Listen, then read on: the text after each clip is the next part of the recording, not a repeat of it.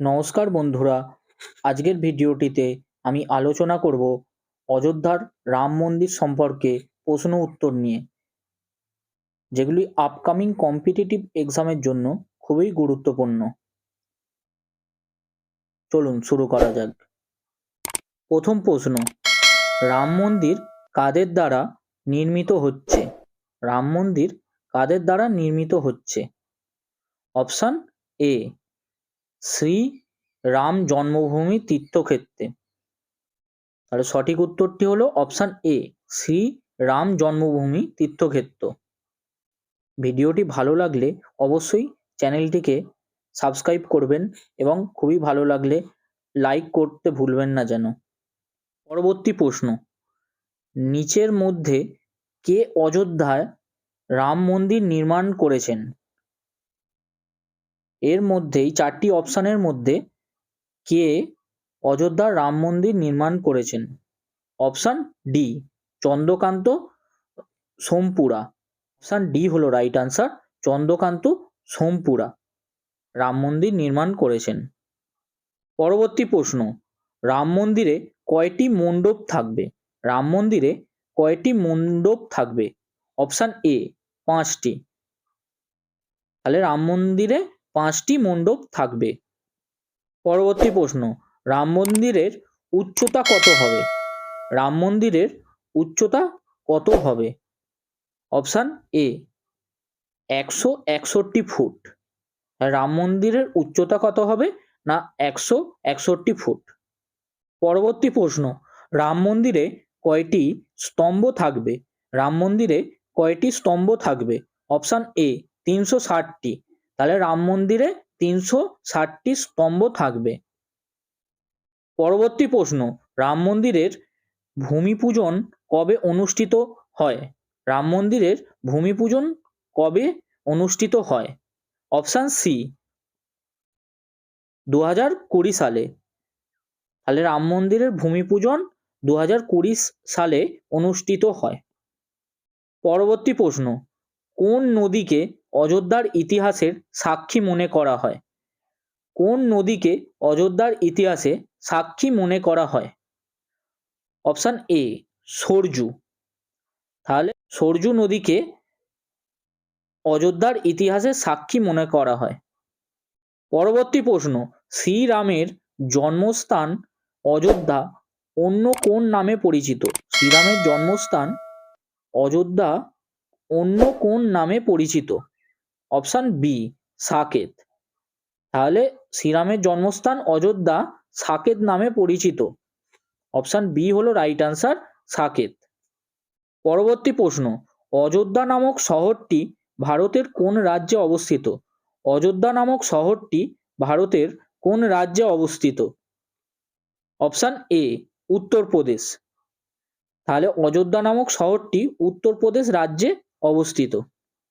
পরবর্তী প্রশ্ন, ভগবান রামের জন্মস্থান কোন নদীর তীরে হয়েছিল? ভগবান রামের জন্মস্থান কোন নদীর তীরে হয়েছিল? অপশান ডি, সরজু নদী। তাহলে ভগবান রামের জন্মস্থান সরজু নদীর তীরে হয়েছিল। অপশান ডি হলো রাইট আনসার, সরজু নদী। পরবর্তী প্রশ্ন, রাম মন্দির নির্মাণ করেছে কোন কোম্পানি? রাম মন্দির নির্মাণ করেছে কোন company? Option B, Larsen and টুরবো, অর্থাৎ এলএনটি। তাহলে রাম মন্দির নির্মাণ করেছেন এলএনটি কোম্পানি। পরবর্তী প্রশ্ন, রাম মন্দিরের ভিত্তিপ্রস্তর কে স্থাপন করেন? রাম মন্দিরের ভিত্তিপ্রস্তর কে স্থাপন করেন? Option C, Narendra Modi. রাম মন্দিরের ভিত্তিপ্রস্তর কে স্থাপন করেন? না নরেন্দ্র মোদী। পরবর্তী প্রশ্ন, রাম মন্দির তৈরি করতে কত খরচ হবে? রাম মন্দির তৈরি করতে কত খরচ হবে? অপশান ডি, 300 কোটি। তাহলে রাম মন্দির তৈরি করতে 300 কোটি খরচ হবে। পরবর্তী প্রশ্ন, অযোধ্যায় বিতর্কিত জমির মোট আয়তন কত? অযোধ্যায় বিতর্কিত জমির মোট আয়তন কত? Option A, 2.77 acre. পরবর্তী প্রশ্ন, অযোধ্যা রায়ের পর মসজিদকে কত জমি দেয়া হলো? অযোধ্যা রায়ের পর মসজিদকে কত জমি দেয়া হলো? Option C 5 acre. তাহলে অযোধ্যা রায়ের পর মসজিদকে 5 একর জমি দেয়া হলো। পরবর্তী প্রশ্ন, অযোধ্যা বিতর্কের শেষ রায় কখন দেয়া হয়েছিল? অযোধ্যা বিতর্কের শেষ রায় কখন দেয়া হয়েছিল? অপশান এ 9 নভেম্বর 2019 সালে। অপশান এ হলো রাইট আনসার, 9 নভেম্বর 2019। পরবর্তী প্রশ্ন, কোন মহাকাব্য ভগবান রামের জীবনের সাথে জড়িত? কোন মহাকাব্য ভগবান রামের জীবনের সাথে জড়িত? Option A Ramayana. তাহলে কোন মহাকাব্য ভগবান রামের সাথে জড়িত? না, রামায়ণ মহাকাব্য ভগবান রামের জীবনের সাথে জড়িত। পরবর্তী প্রশ্ন, অযোধ্যা রাম মন্দিরের স্থাপত্য শৈলী কি? অযোধ্যা রাম মন্দিরের স্থাপত্য শৈলী কি? Option C Nagara. তাহলে অযোধ্যা রাম মন্দিরের স্থাপত্য শৈলী হলো নাগারা। পরবর্তী প্রশ্ন, অযোধ্যা রাম মন্দিরে কোন উৎসব পালিত হয়? অযোধ্যা রাম মন্দিরের কোন উৎসব পালিত হয়? Option A Diwali.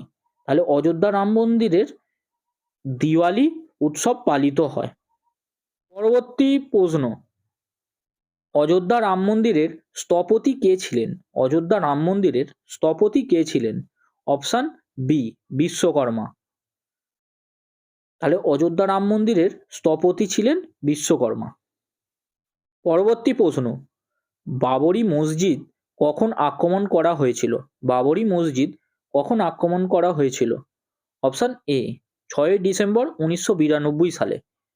তাহলে বাবরি মসজিদ কখন আক্রমণ করা হয়েছিল? 6 ডিসেম্বর 1992 সালে। বন্ধুরা, তোমাদের জন্য রইল একটি বোনাস প্রশ্ন, অযোধ্যার প্রাচীন নাম কি ছিল? অযোধ্যার প্রাচীন নাম কি ছিল? উত্তর ফৈজাবাদ। তাহলে অযোধ্যার প্রাচীন নাম ছিল ফৈজাবাদ। পরবর্তী প্রশ্ন, 1992 সালে বাবরি মসজিদ ধ্বংসের সময় ভারতের প্রধানমন্ত্রী কে ছিলেন? 1992 সালে বাবরি মসজিদ ধ্বংসের সময় ভারতের প্রধানমন্ত্রী কে ছিলেন? অপশান সি সিপিভি নরসিম্হা রাও। তাহলে 1992 সালে বাবরি মসজিদ ধ্বংসের সময় ভারতের প্রধানমন্ত্রী ছিলেন নরসিম্হা রাও। পরবর্তী প্রশ্ন, 1992 সালে বাবরি মসজিদ ধ্বংসের সময় রাষ্ট্রপতি কে ছিলেন? 1992 সালে বাবরি মসজিদ ধ্বংসের সময় রাষ্ট্রপতি কে ছিলেন? Option B Shankar Dayal Sharma. হ্যাঁ, 1992 সালে বাবরি মসজিদ ধ্বংসের সময় রাষ্ট্রপতি ছিলেন শঙ্কর দয়াল শর্মা। পরবর্তী প্রশ্ন, বাবরি মসজিদ ভাঙার সময় উত্তরপ্রদেশের মুখ্যমন্ত্রী কে ছিলেন? বাবরি মসজিদ ভাঙার সময় উত্তরপ্রদেশের মুখ্যমন্ত্রী কে ছিলেন? অপশান সি কল্যাণ সিং। তাহলে বাবরি মসজিদ ভাঙার সময় উত্তরপ্রদেশের মুখ্যমন্ত্রী ছিলেন কল্যাণ সিং। পরবর্তী প্রশ্ন, অযোধ্যায় বিতর্কিত জমির সাথে কোন ঐতিহাসিক ঘটনা জড়িত? অযোধ্যার বিতর্কিত জমির সাথে ঐতিহাসিক কোন ঘটনা জড়িত? অপশান সি বাবরি মসজিদ ধ্বংস। তাহলে অযোধ্যার বিতর্কিত জমির সাথে বাবরি মসজিদ ধ্বংস ঐতিহাসিক ঘটনা জড়িত। পরবর্তী প্রশ্ন, অযোধ্যায় রাম মন্দির জন্মভূমির স্থানটির তাৎপর্য কি? অপশান বি ভগবান রামের জন্মস্থান। তাহলে অযোধ্যায় রাম মন্দির জন্মভূমির স্থানটির তাৎপর্য হলো ভগবান রামের জন্মস্থান। পরবর্তী প্রশ্ন, 20 শতকের শেষের দিকে অযোধ্যা রাম মন্দির নির্মাণের আন্দোলনের নেতৃত্ব দিয়েছিলেন কে? 20 শতকের শেষের দিকে অযোধ্যা রাম মন্দির নির্মাণের আন্দোলনের নেতৃত্ব কে দিয়েছিলেন? Option C L K. আদভানি। তাহলে অপশান সি হলো রাইট আনসার, এল.কে. আদভানি। 20 শতকের শেষের দিকে অযোধ্যায় রাম মন্দির নির্মাণের আন্দোলনের নেতৃত্ব দিয়েছিলেন এল.কে. আদভানি। পরবর্তী প্রশ্ন, অযোধ্যা রাম মন্দির নির্মাণের জন্য কোন উপাদান ব্যবহার করা হয়েছিল? অযোধ্যা রাম মন্দির নির্মাণের জন্য কোন উপাদান ব্যবহার করা হয়েছিল? অপশান সি বেলে পাথর।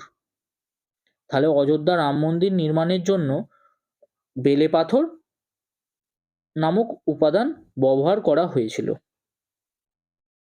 পরবর্তী প্রশ্ন, অযোধ্যা রাম মন্দির নির্মাণের জন্য দায়ী ট্রাস্টের নাম কি? অযোধ্যা রাম মন্দির নির্মাণের জন্য দায়ী ট্রাস্টের নাম কি? অপশন এ, রাম জন্মভূমি ন্যায়। তাহলে অপশন এ হলো রাইট অ্যান্সার, রাম জন্মভূমি ন্যায়।